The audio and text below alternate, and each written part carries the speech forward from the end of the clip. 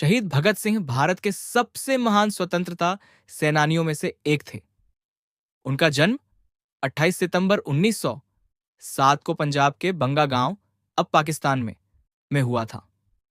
उनके पिता किशन सिंह और चाचा अजीत सिंह भी स्वतंत्रता आंदोलन से जुड़े हुए थे। बचपन से ही भगत सिंह के मन में देशभक्ति की भावना थी।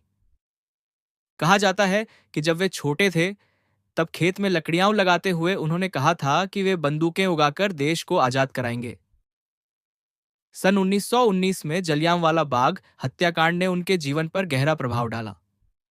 इस घटना के बाद उन्होंने अंग्रेजी शासन के अत्याचारों को समाप्त करने का संकल्प लिया।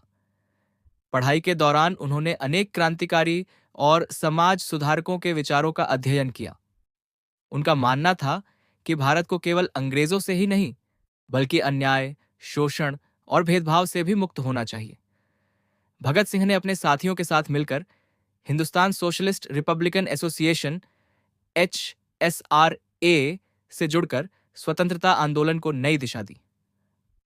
1928 में लाला लाजपत राय की मृत्यु के बाद उन्होंने राजगुरु और चंद्रशेखर आजाद जैसे साथियों के साथ मिलकर ब्रिटिश अधिकारी जॉन सॉन्डर्स की हत्या की। उनका उद्देश्य बदला लेना नहीं, बल्कि अन्याय के विरुद्ध आवाज उठाना था।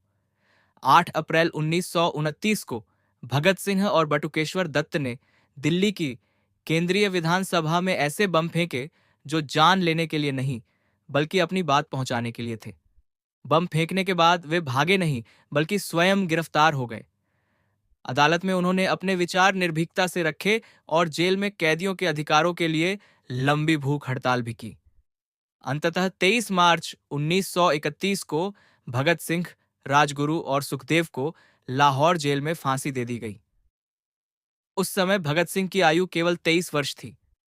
वे हंसते हंसते फांसी के फंदे पर चढ़ गए और इनकलाब जिंदाबाद का नारा लगाकर अमर हो गए।